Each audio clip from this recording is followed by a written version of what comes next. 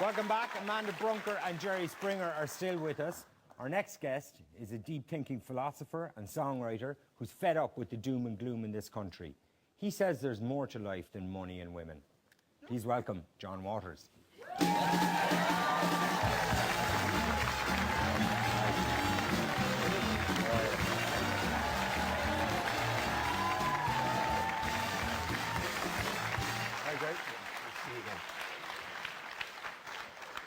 In case you haven't been watching, at the moment we've degenerated into something between Winning Streak and the Jerry Springer Show. Okay, so take your.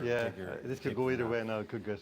Speaking of which, are you disappointed after your Eurovision knockback last week? A little, yeah. Yeah, we kind of thought we had a good chance. I did too. Did you? I thought that song was the most suitable song and setup and everything to send off to the Eurovision, I have to say. Yeah, I agree with you. Yeah. The Irish people, you know. Yeah. What can you do? Yeah. I wonder, was it the public vote though, or was it half of it was a jury, which always strikes me as I think in fairness, have half of it as a jury just in case the public vote for John Waters again. Do you know what I mean? Possibly that, yeah. But I think, in fairness, Niamh's, she's tremendous, and she's great. I think she tapped into this kind of sense of, because the last time she won was before the Celtic Tiger. And I think there is this kind of association, I think, in people's minds, with kind of winning the Eurovision and good times following, 1970, 1980.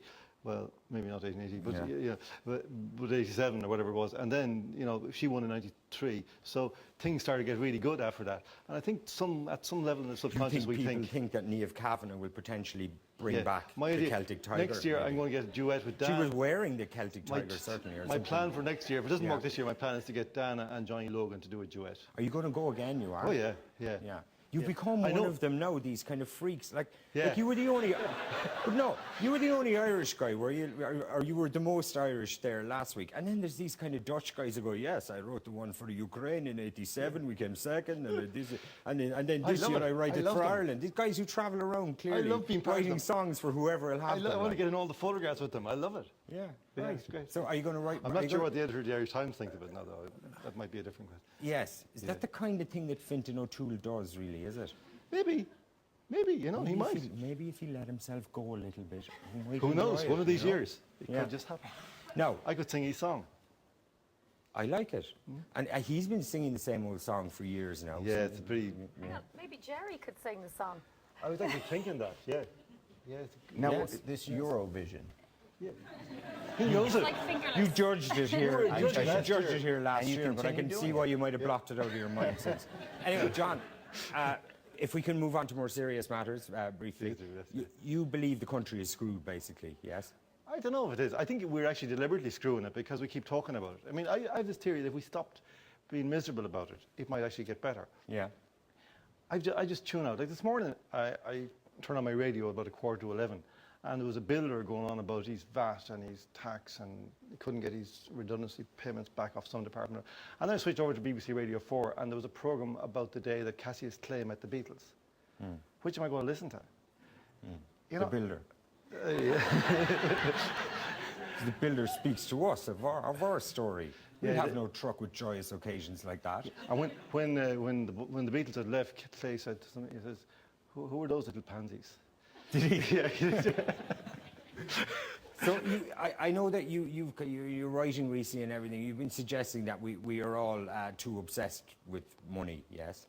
Well, I think, you see, journalists are obsessed with money, and we're actually eating what we're consuming is what journalists give us. And you see, journalists have a high profile, as you know, but they don't necessarily have the pay packet to go with it. Right. And so they're deeply kind of interested in other people's money. And you see, see all journalists, and I know this because I'm one myself, when 20 years ago, all journalists were pessimistic about everything. And then we were all proved completely wrong for about 10 years, so we had to shut up completely. Yeah. And now journalists are thrilled to be back in business, with the old pessimism and and it's like every morning when you get up, they want to tell you, you're still poor, and they love it. Yeah. Are all your colleagues in the Irish Times obsessed with money? Yeah, that's the key to it. If you actually watch, because there's no, like this kind of coverage, wall to wall, day after day, 24/7, is actually not natural. It isn't actually an objective way, of dealing with reality. You could actually talk about some other things in between, talking about money all the time. But they don't, because journalists are completely obsessed with money. You don't think that it's because, like, maybe you don't need to obsess about money, but is it a case that a lot of people at the moment do need to obsess about money because they don't have it? Are you touching on the Nash people who have it, they want, they're very fond of telling people who have what they want, that they don't need it? Yeah, but I mean, there's lots of times, half my life I didn't have any money. Yeah. And do you have a few quid now, yeah? Well,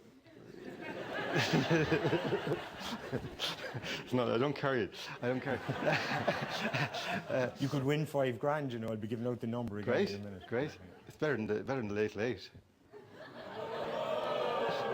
Do you mean in general? No, the prizes are better. You know, you get a night in Mulranny House Hotel, like, that's the best you can get out there, you know. So, did you become obsessed with money and get caught up in the whole Celtic Tiger? I did, yeah, I did. I did. I used to. In what kind of ways? Like, well, I mean, I remember actually. I can't imagine. I was you delighted. Gucci knickers or. No, but what was it like when you would leave your house when I would leave my house in the morning? I'd be locking the door and I'd be thinking that while I was away, no matter what I did all day, my house would be earning 10 times as much as I possibly could, no matter how good the day was. You know, and that made me feel I could just throw all my money away. You know, that it didn't matter. You know, if I the wealth effect, I think they call it. Yeah, I don't know what, so yeah, you see, the thing is, because I did start off pessimistic and was sort of proved wrong. You became wildly exuberant. Yeah, I did say, oh, well, okay, I was wrong. Did you start investing in property? I did, yeah. Did you? I did. What did you buy? Well, I suppose I bought a house down in Sligo, which I love, you know, and that's great. That's been a huge success. But I also bought a little house over in Spain. And I have a great idea, actually, the for only making place money. that potentially could be worse than us. The next time we have a boom, you know, the last boom, every Saturday in all the hotels around Ireland, there was a seminar, you know, how to buy yourself a foreign property. Well, next time we have a boom, I'm going to go on the road. Don't buy yourself a foreign property because it's a nightmare. In fact, I might. Did you buy it as an investment, or did you buy it as a little bolt hole to go down to yourself, or? Well, of course, you tell yourself that it's an investment. I mean, that's part of the con, isn't it? Of course, yeah. You know, as you're a shrewd speculator and investor in property. You know, your portfolio. we all were, yeah. Yeah. Geniuses, yes. You know, but that's the way you justify yourself. You know, it's the same way you justify when you're changing your car. As you think, now, if I have to get it serviced and if I have to get new tires, you know, I mean, really, I'm making money by changing it. Do you know what I mean? You would convince me. I mean, remember that time on the radio, every day you heard them saying that how money was cheap. And they were made to feel that if you didn't have loads of debt, you were kind of an idiot. You didn't understand money.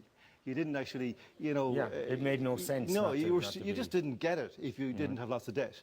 Because money was actually so cheap that it was cheaper than itself, if you know what I mean. Yes. That was cheaper than nothing. Yeah. And come here, are you stuck with the place in Spain now, or have you managed I wouldn't say that. No, I like it. You know, I mean, I have a few problems with planners and things like that, but I'll get around that in time if I live long enough. Spain is a terrible country for that kind of nonsense, you know.